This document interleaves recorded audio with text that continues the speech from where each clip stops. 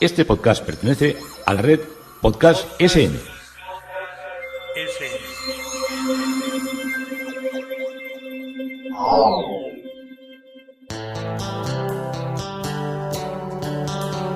Historia con sentido. Un podcast realizado y presentado por Juan Carlos González.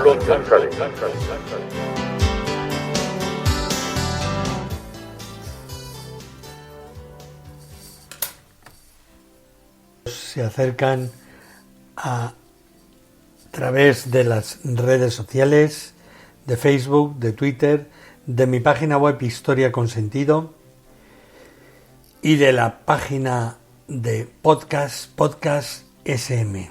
Yo soy Juan Carlos González y un día más encantado de poderos acercar un episodio de la historia. Hoy el tema propuesto es Rafael Tejeo.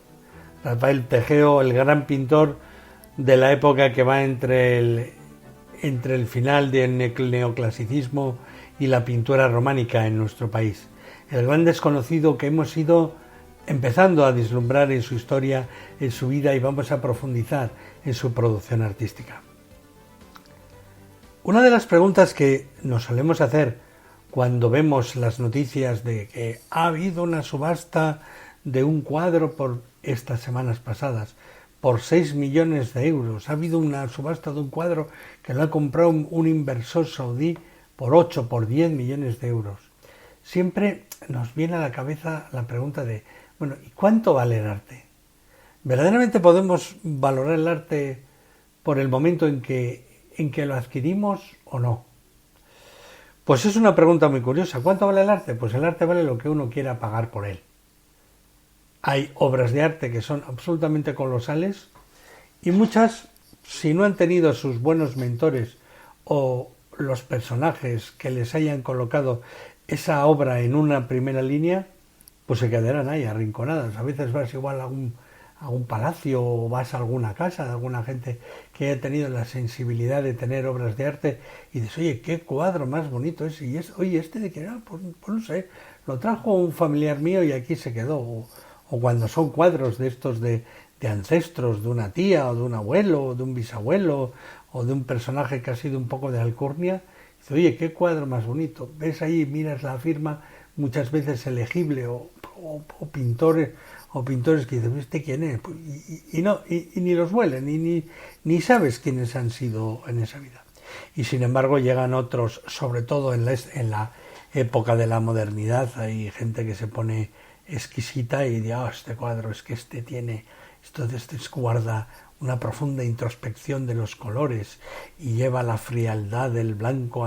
Bueno, te cuentan unas historias. Los cuadros, a mi modo de entender, la pintura y la escultura y el arte, o gusta o no gusta. Si te gusta, pues entonces el valor es el que le quieras pagar. No creo que yo tuviera en mi casa, bueno, primero porque no me lo puedo permitir, pero no creo que tuviera una cosa que, aun por muy valiosa que fuese, hubiera pagado por ello y estuviera cómoda viendo algo que no me gusta. De hecho, me estoy acordando que en cierto destino donde viví, pues había una colección de láminas bastante valiosas de un personaje que era un pintor abstracto que tiene un museo célebre en una capital castellana, no voy a deciros ni el autor ni la ciudad, y a mí me parecía que era horrible, era horrible. Yo, el día que vino un nuevo jefe y quitó aquello de allí, yo me llevé al aplauso. Ya os digo, eran unas pinturas que dentro de la época moderna estaban consideradas como obras de valor, pero eran de una frialdad extrema. Y sin embargo hay cosas modernas que son bonitas. Me estoy acordando, por ejemplo, de Chagall. Chagall es un pintor que no es fácil porque es duro, pero tiene unos azules, tiene unos amarillos, tiene unos rojos que yo creo que a nadie deja indiferente. O Miquel Barceló, que es muchas veces discutido por lo inflado de sus precios, pues deja a veces unas improntas en la pintura. Me estoy acordando de un cuadro que es un chimpancé que solo se ves un cuadro que son todo puntos así como rayitas, y solo cuando estás a una distancia determinada puedes apreciar el chimpancé o el mono que hay dentro del cuadro. Eso es arte, ¿eh? El hacer que el ojo humano pueda captar una figura. Eso es un estudio tan de la perspectiva como los que pudo hacer hace bastantes siglos el pintor Tintoretto. Pero bueno, con esto vamos a ir a los pintores que nos gustan. ¿Y qué queréis que os diga? Pues Rafael Tejero es un pintor que no deja indiferente, es un pintor muy agradable y es un pintor que tocó varios aspectos. Los retratos, como empezamos a ver el otro día, la pintura religiosa, la pintura histórica y mitológica, y luego una serie de pinturas que a mí me han sorprendido. Me ha costado dar con muchas pinturas Dios y ayuda, ¿eh? Una cosa increíble. Yo de esto que dicen, esto de ahora en internet están todos, sí, está todo el teclado abierto, como digo yo. No. Complicadísimo, porque a vez que empezaba a buscar una cosa me salía otra por otro lado. Y claro, si tú tecleas, por ejemplo, Velázquez, pues te saldrán infinidad de tratados que cuentan todas las obras y las características pictóricas de un gran pintor. Pero como sea uno que no ha pasado a la gran mecanización de datos que supone hoy en día Internet y las páginas web que se dedican al arte, pues oye, que te cuesta un montón.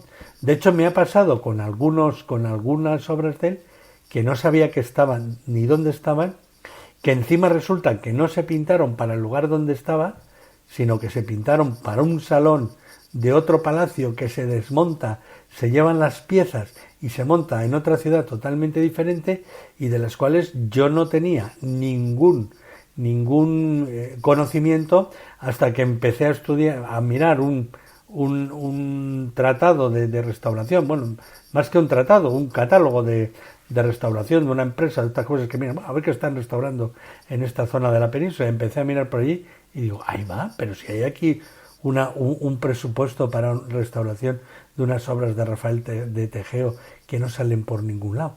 Pues bueno, vamos a intentar saber todo lo que se puede saber de Rafael Tejero, porque me parece que hay que rendir un homenaje a un hombre olvidado y a un hombre que por su pasión política pues no triunfó como triunfaron los pintores de su tiempo.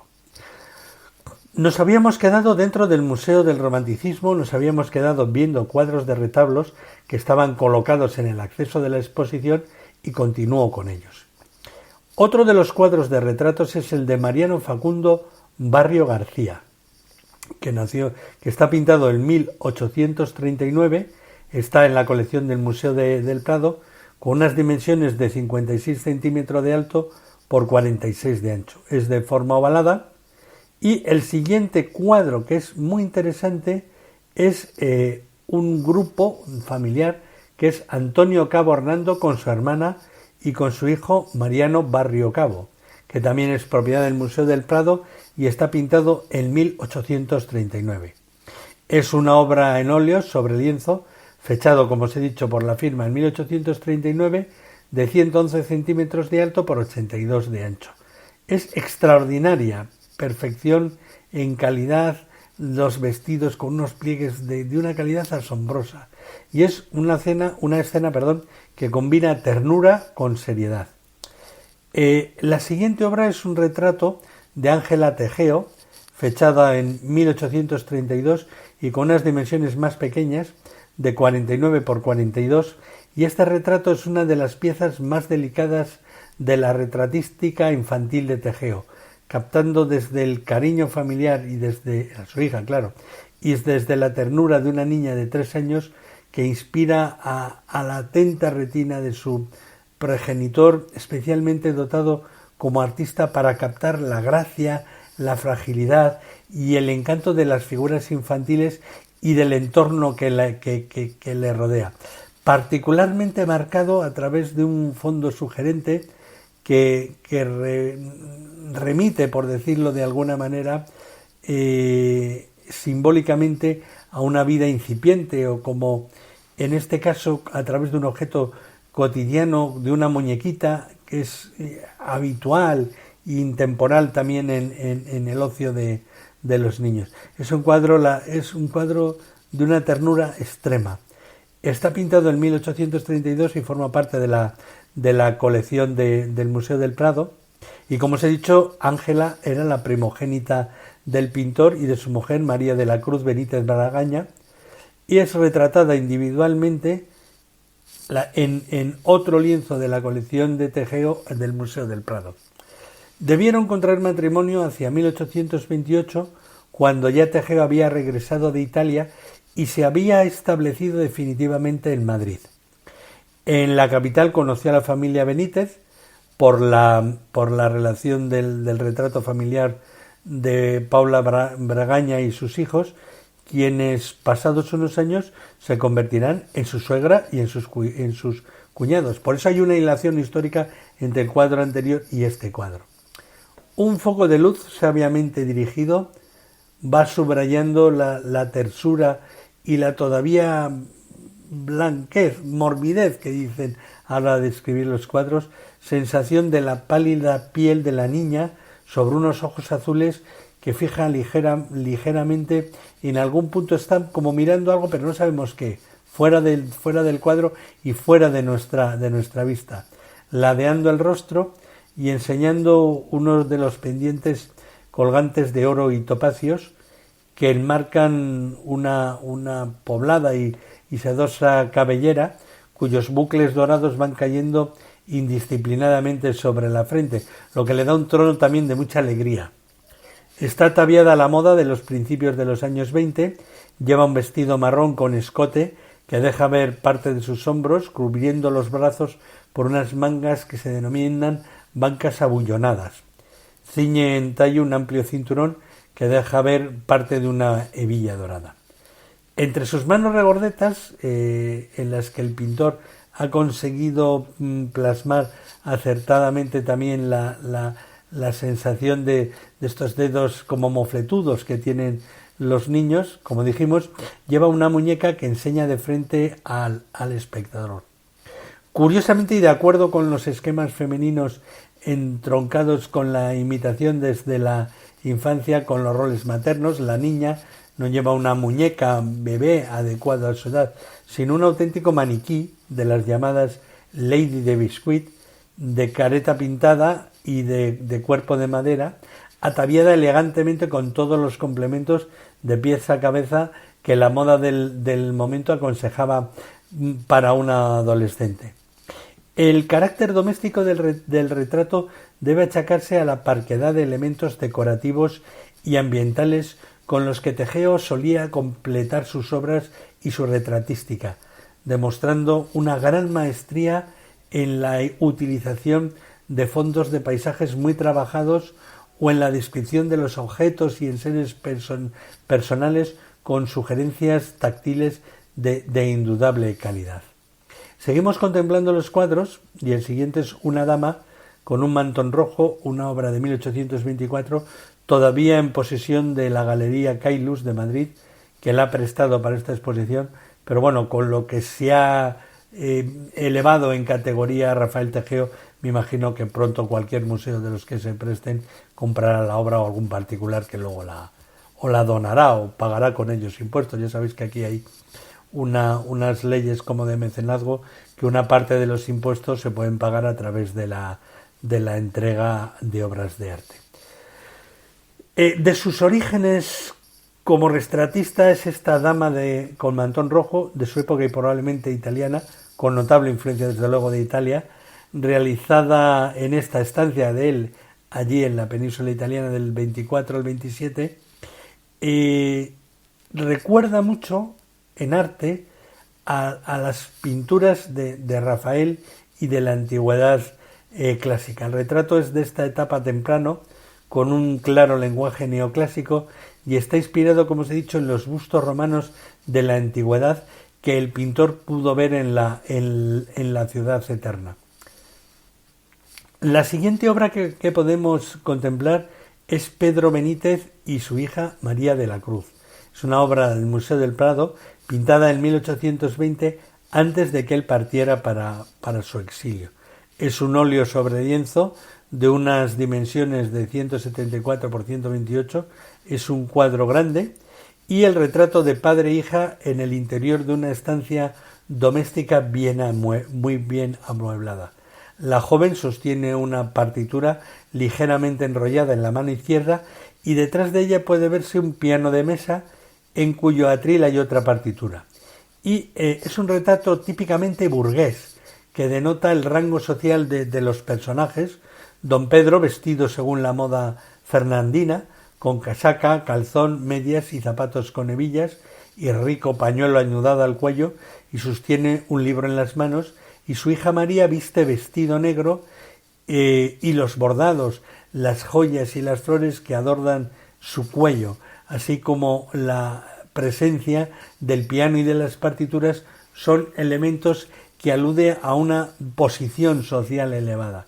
Y la partitura que sostiene María en la mano está escrita para voz y piano, por lo que podía entenderse que ella era pues o cantante o pianista, hemos de entender por la obra que tiene.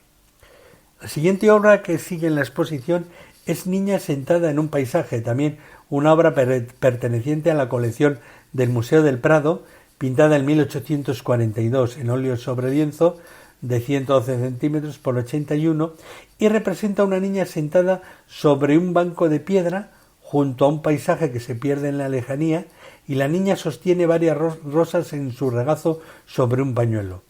En el suelo reposa un sombrero, mientras su mirada descansa ensimismada fuera del lienzo. Destaca la palidez de la tez de la niña y sus grandes ojos negros, y el pintor logra captar la fragilidad y menudencia de la jovencita, así como su expresión, reflejo de su estado de ánimo. Podríamos decir que iría entre lo melancólico por una parte y lo risueño por otra. El cuadro es uno de los que denota mejor la calidad de Rafael Tejeo en la realización de retratos, aunque el paisaje del fondo recuerda a sus trabajos en otros géneros pictóricos, destacando la perfecta ejecución de las transparencias, los juegos de luces y las sombras en las ramas y las gradaciones de los celajes. Aunque Rafael Tejeo logró cotas de indudable maestría como pintor de cuadros de composición, tanto de asuntos religiosos como mitológicos, así como de escenas de historia, Tejeo, como os digo, alcanzó su gran fama en el segmento social de la alta burguesía en los primeros años del reinado de Isabel II, fundamentalmente como paisajista y pintor de retratos. Y en su producción en ambos géneros supo asentar pues un estilo muy personal, demostrando unas excelentes cualidades técnicas gracias a la precisión atenta de un dibujo muy depurado y a su refinamiento en el uso del color, lo que denotan pues que tenía un sólido aprendizaje académico. Su especialización le llevó a cultivar una modalidad retratística poco usual en nuestro país: los retratos civiles de burgueses y aristócratas ante paisajes abiertos, que procedentes de la tradición inglesa serán mucho más raros en la pintura romántica española, focalizados sobre todo donde podemos encontrar algo parecido es en la escuela andaluza, que este tipo de pinturas se daban porque eran al gusto de las pinturas que se hacían para las familias británicas establecidas en la región, sobre todo en Sevilla, en Jerez, en Málaga, que eran las que encargaban, y a ellos les gustaban hacer retratos con el fondo de sus posesiones. No sé si os acordáis de algunas de estas obras tan elegantes inglesas, donde sale el Lord o la Lady, y en un primer plano, y en un segundo plano hay una escena de la campiña, y luego atrás puede verse la casa señorial o la casa familiar que acogía a esa familia, que era la que había encargado el cuadro al autor. Ejemplo máximo de esta función en la obra de Tejeo es este delicioso retrato, que seguramente es la obra maestra del artista murciano en su producción madura en este género, en la que asume decididamente ya las pautas del nuevo romanticismo sin renunciar para ello a la solidez de su formación en el academicismo clasicista del primer tercio del siglo. Representa a una niña de unos 9 años de edad, de rostro fino y de tez muy pálida y con unos grandes e intensos ojos. Está retratada de cuerpo entero, está sentada en un banco, como ya dijimos, al aire libre ante un muro. Su peinado es una trenza y luce un vistoso traje de raso a rayas adornado con puntillas. Se ve a sus pies caída un sombrero de los denominados de capota en terciopelo y sobre el regazo envuelve varias rosas en un pañuelo, tomando una de ellas con la mano derecha con una sensación de finura y de elegancia extrema. El fondo se pierde en la lejanía, un paisaje boscoso atravesado por un río con una cascada asomando a una construcción entre los árboles. La captación de la frágil y minuda imagen de la niña está envuelta en aire de cierta timidez provinciana y elegante, algo propio de sus retratos. Por otra parte, la inclusión del paisaje en el fondo del cuadro supera con mucho el habitual tratamiento de este recurso decorativo como un mero telón de fondo, para deleitarse en descubrir en todos sus matices los distintos elementos que lo conforman, enriqueciéndolo hasta adquirir un interés propio de indudable gracia pintoresca y colorista que era muy al gusto del romanticismo. En este cuadro es donde se cruzan muchos elementos de la singularidad que tiene el maestro Tegeo. La siguiente obra expuesta es un retrato de señora de colección, una colección particular, pintado en 1843. Obra bastante desconocida de Tegeo, de una colección particular aportada para la exposición del Museo Romántico. Representa una dama por la vestimenta de la burguesía, con vestido de gran escote, fino collar con lazada y pendientes de bella labra. Con delicadeza sostiene un chal blanco sobre los hombros, lleva el cabello recogido y el fondo es oscuro y no historiado como hemos visto en otros de sus cuadros. El siguiente cuadro es Paula de Bregaña Fernández con sus hijos, obra de 1820 y se conserva en el Museo de Bellas Artes de Murcia. Con esta obra inicia su andadura por un género pictórico que fue, como hemos dicho, su principal exponente. De registros compositivos equilibrados, sitúa en un primer plano al grupo formado por la madre y dos jóvenes sobre el fondo del paisaje. Las referencias al retrato inglés del Settecento y a los postulados de este género desarrollados en los siglos XVII y XVIII y que le hacen tan original. A destacar los pliegues, las transparencias y los brillos del chal de la indumentaria de la señora, las cenefas bordadas y las calidades táctiles de diademas y joyas, así como el repertorio pormenorizado de moda femenina y masculina del siglo XIX, que aquí lo podemos captar con una claridad extrema. Los siguientes retratos son retrato de una dama pintado entre 1837 y 1843 y retrato de un caballero de la misma época, formaban pareja, ambos de la colección del Museo Ignacio Zuloaga del Castillo de Pedraza en Segovia.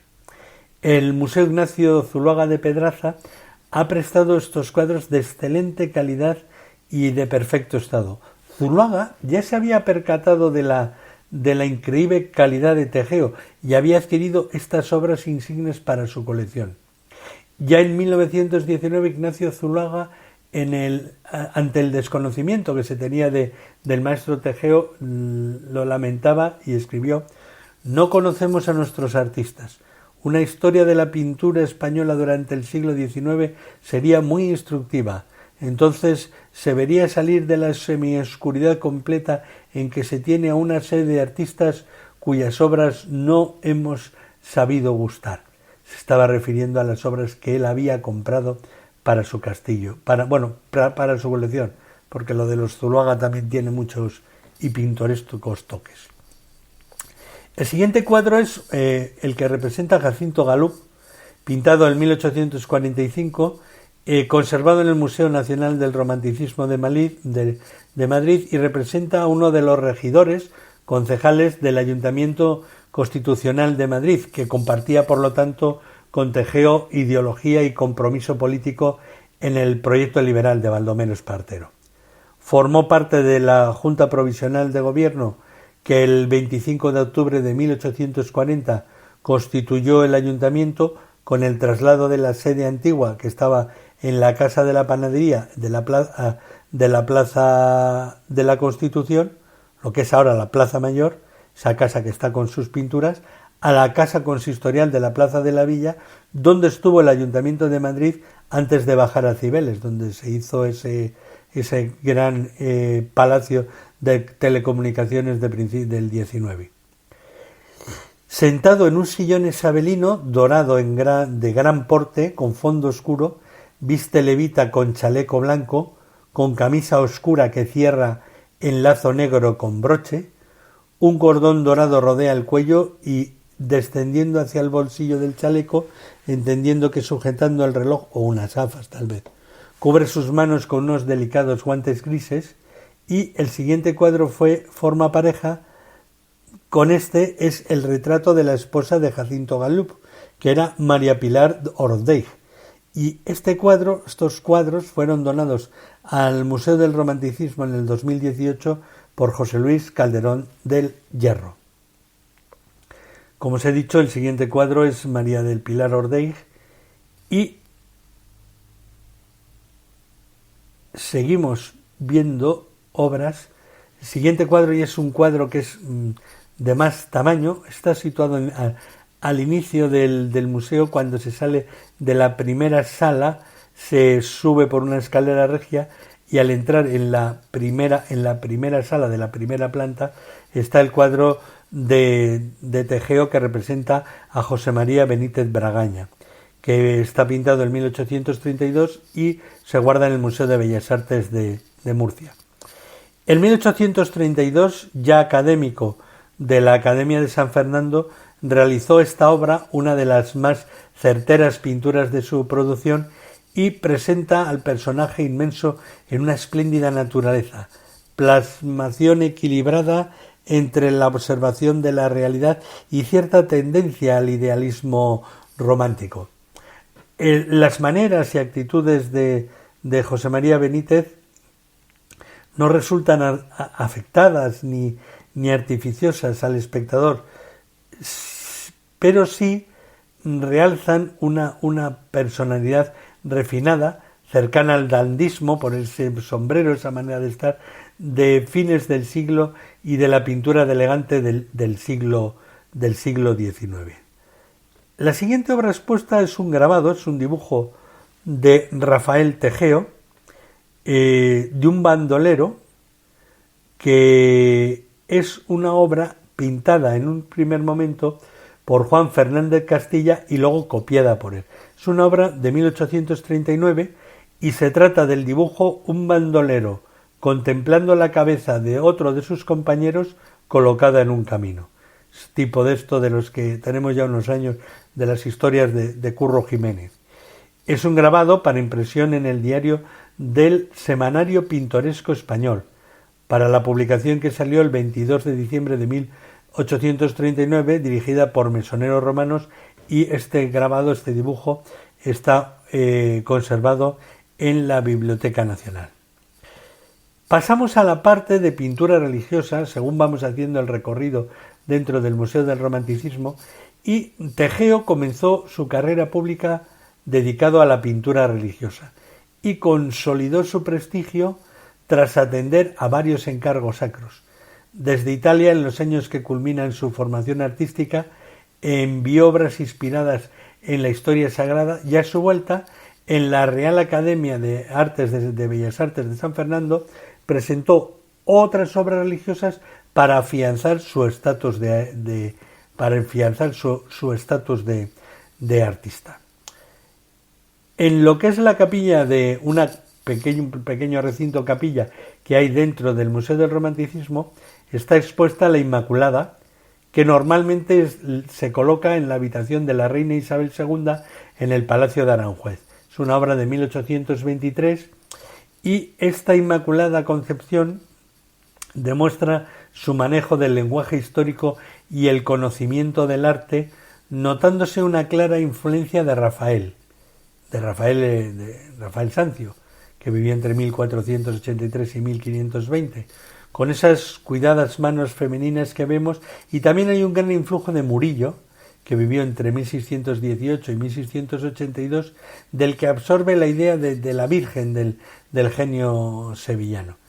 En esta época italiana se aproximó al maestro italiano Vincenzo Camuccini, que vivió entre 1771 y 1844, y es uno de los artistas que capitaneaba la corriente neoclásica más conservadora de Roma y que ejerció un extraordinario peso en la Academia de Luca, que fue una de las academias de mayor influencia clasicista que hubo en el siglo XIX en Italia.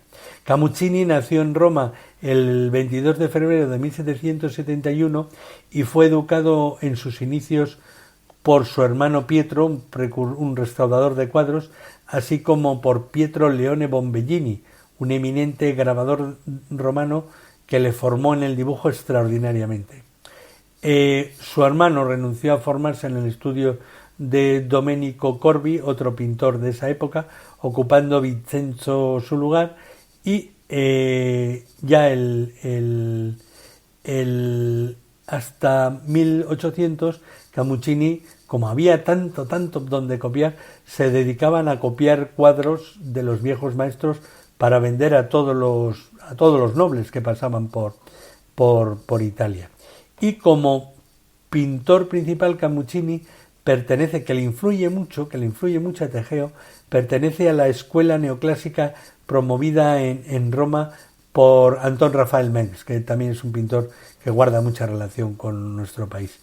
El primer trabajo independiente importante fue completado alrededor de 1798 y fue un gran lienzo dedicado a la muerte del César.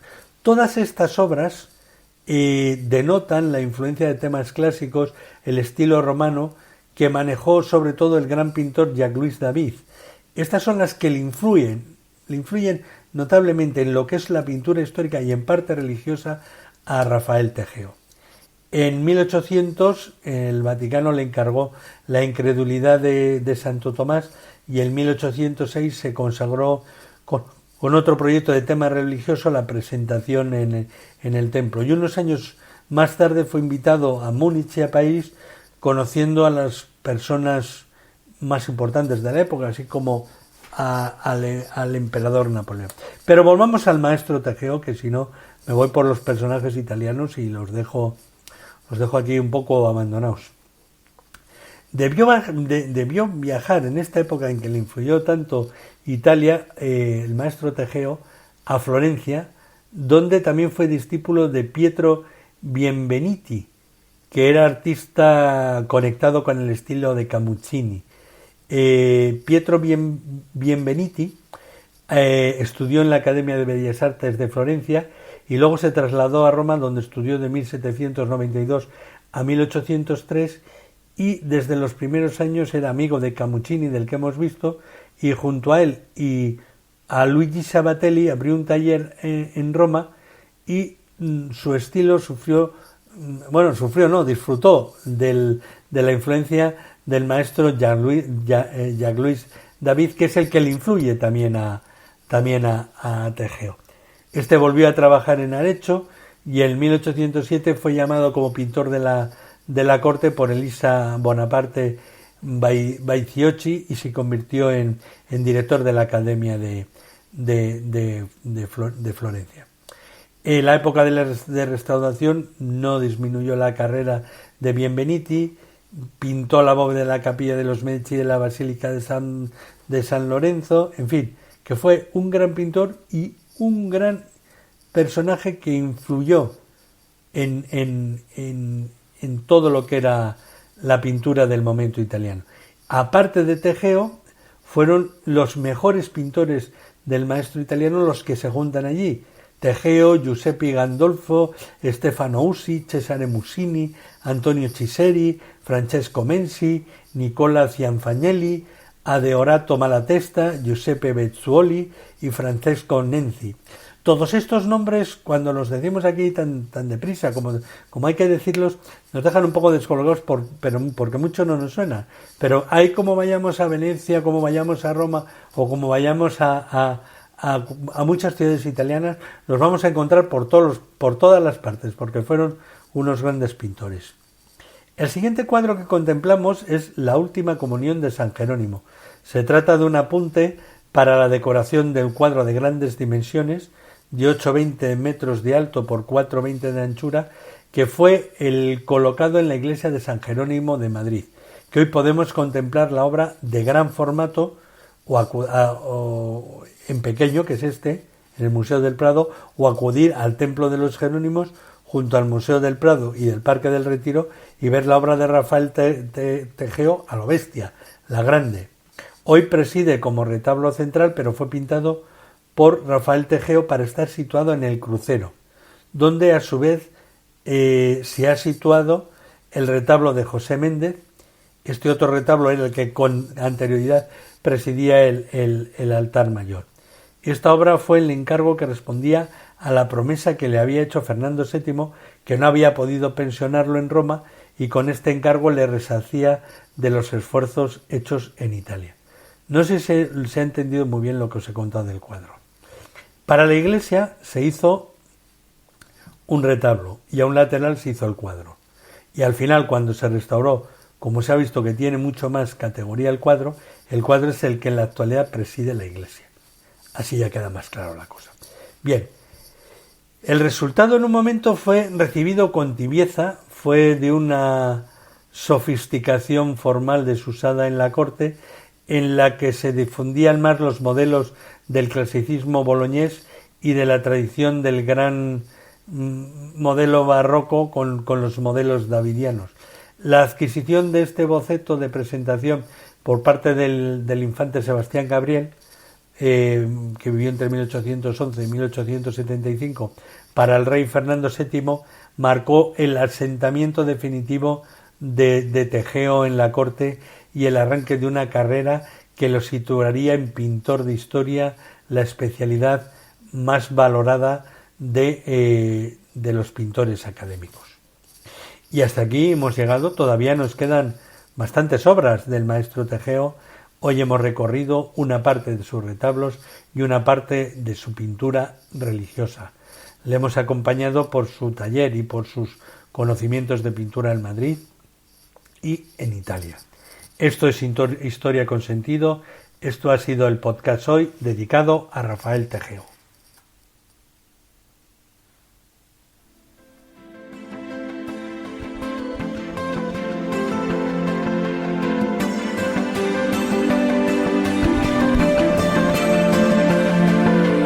Hasta aquí un episodio más de Historia con Sentido.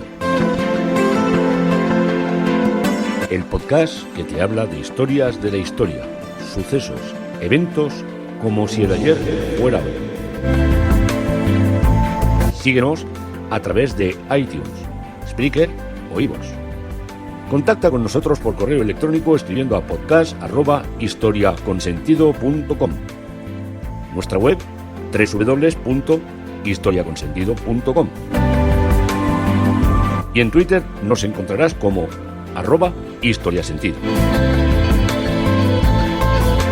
Este podcast pertenece a la red Podcast SM.